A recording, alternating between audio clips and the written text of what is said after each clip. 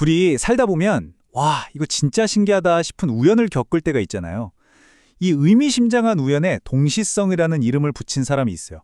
바로 그 유명한 심리학자 칼 융입니다. 오늘 바로 이 흥미로운 개념 한번 제대로 파헤쳐 보겠습니다. 바로 이런 거요. 진짜 까맣게 잊고 살던 친구가 갑자기 딱 생각이 났는데 와, 거짓말처럼 바로 그 친구한테서 전화가 오는 거예요. 그냥 우연이네 하고 넘기기에는 뭔가 마음이 쿵 하잖아요. 이런 경험 다들 한 번쯤은 있지 않으세요? 융은 바로 이런 현상을 그냥 지나치지 않았어요. 이건 그냥 우연이 아닐지도 몰라 우리 마음속 세상과 바깥 세상이 서로 신호를 주고받는 아주 특별한 순간일 수 있겠다. 이렇게 생각한 거죠. 그래서 이걸 심리학의 영역으로 끌고 들어와서 본격적으로 파고들기 시작합니다. 자, 그럼 이제 본격적으로 한번 들어가 볼까요? 융이 내놓은 대답, 그게 바로 동시성이라는 개념입니다. 이건요, 우리가 보통 세상을 이해하는 방식 있잖아요. 원인이 있으니 결과가 있다는 이 인과관계의 법칙을 완전히 뛰어넘는 아주 새로운 관점이에요. 동시성의 핵심 정의가 바로 이겁니다.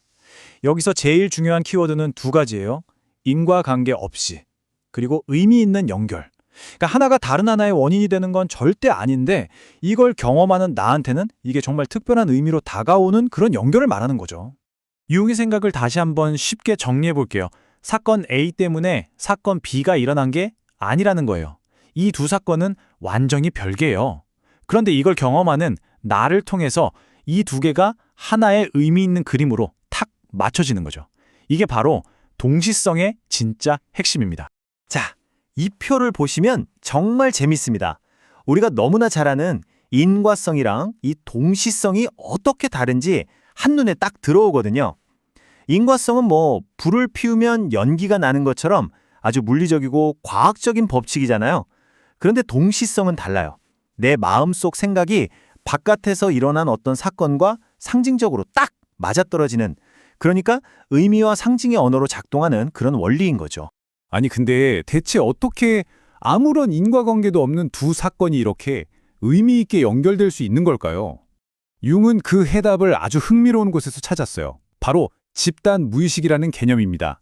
이게 무슨 말이냐면 우리 마음속 깊은 곳에는요, 나만의 경험을 넘어서는 인류 전체가 아주 오랜 시간 동안 함께 공유해온 거대한 무의식의 바다가 있다는 거예요. 전 세계 신화나 전설, 종교에서 왜 비슷비슷한 이야기들이 나오잖아요? 바로 그 원천이 여기 있다는 거죠. 그리고 이 집단 무의식이 사용하는 언어가 뭐냐? 바로 원형 또는 아키타입이라고 부르는 겁니다. 예를 들면 영웅이 고난을 겪고 성장하는 이야기 또는 죽음과 재탄생 같은 이미지. 이런 건 어느 한 문화에만 있는 게 아니라 전 인류에게서 공통적으로 발견되는 패턴이거든요. 자, 그럼 이 동시성이 어떻게 일어나느냐 그 과정을 한번 보세요. 첫 번째, 내 마음속에서 어떤 강렬한 생각이나 감정이 이 원형 중 하나를 딱 하고 건드려요.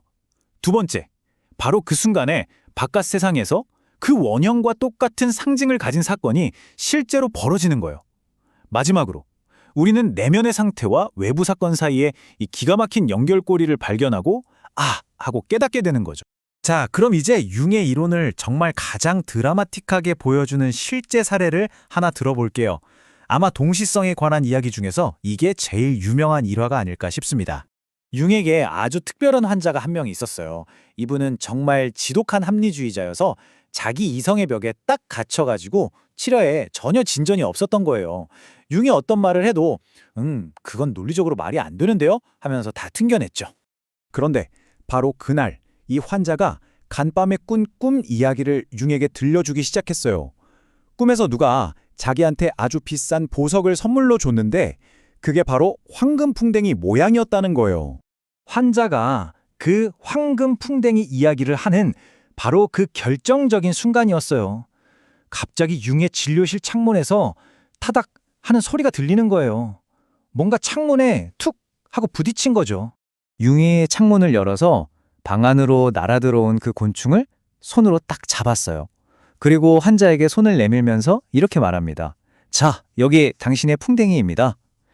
세상에 그 곤충은 환자의 꿈에 나왔던 그 황금풍뎅이랑 정말 비슷하게 생긴 초록빛으로 반짝이는 풍뎅이였어요. 이 순간이 가진 힘은 정말 엄청났습니다. 여기서 중요한 건 이 풍뎅이가 그냥 벌레가 아니라는 거예요. 고대 이집트 때부터 재생과 변형을 상징하는 아주 강력한 원형이거든요. 환자의 내면 세계인 꿈과 외부 세계인 실제 곤충이 바로 이 재생이라는 하나의 원형으로 딱 만나버린 거죠. 이 말도 안 되는 비이성적인 사건 앞에서 그녀가 그토록 단단하게 쌓아 올렸던 이성의 벽이 와르르 무너져 내렸고 드디어 치료의 문이 열리게 된 겁니다. 자, 이쯤 되면 이런 생각 드실 거예요. 이거 완전 미신이나 신비주의 같은 거 아니야? 맞아요. 충분히 그렇게 생각할 수 있습니다. 그래서 융이 말한 동시성이 어디까지이고 또 어디까지가 아닌지 그 경계를 명확하게 짚고 넘어가는 게 정말 중요해요. 왼쪽에 있는 게 우리가 흔히 하는 오해예요. 무슨 시크릿처럼 생각만 하면 현실이 된다. 이런 뉴에이지 자기계발서 논리랑은 완전히 다릅니다. 융의 생각은 오른쪽에 훨씬 가까워요. 세상의 모든 우연에 다 의미가 있다는 게 아니라 그 수많은 우연들 중에서 지금 나의 내면 상태와 깊게 연결된 의미 있는 우연을 알아차리는 것, 거기에 가깝습니다. 그리고 융 스스로도 이 개념의 한계를 아주 분명히 했어요. 동시성은 과학 법칙이 아니에요. 실험실에서 증명하거나 똑같이 재현해낼 수가 없죠. 이건 철저하게 개인의 주관적인 경험에 의존하는 거니까요. 그리고 이걸로 미래를 예측하는 것도 아닙니다. 그보다는 이미 일어난 경험의 의미를 더 깊게 이해하기 위한 하나의 해석의 틀이라고 보는 게 맞아요. 근데 정말 흥미로운 게 뭔지 아세요? 융이 이 아이디어를 혼자 발전시킨 게 아니라는 거예요. 노벨 물리학상 수상자이자 양자물리학의 대가인 볼프강 파울리랑 아주 오랫동안 편지를 주고받으면서 이 개념을 다듬었어요. 이상하죠? 엄격한 인과 법칙이 통하지 않는 원자의 세계를 탐구하던 물리학자랑 마음의 비인과적인 연결을 탐구하던 심리학자가 만난 거예요.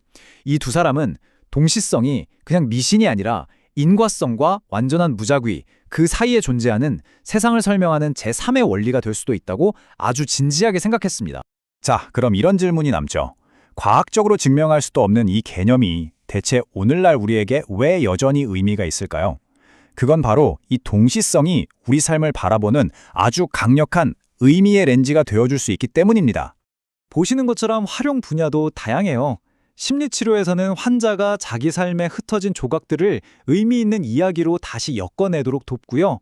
문학이나 예술에서는 인간 경험의 신비로운 깊이를 표현하는 멋진 도구가 되죠.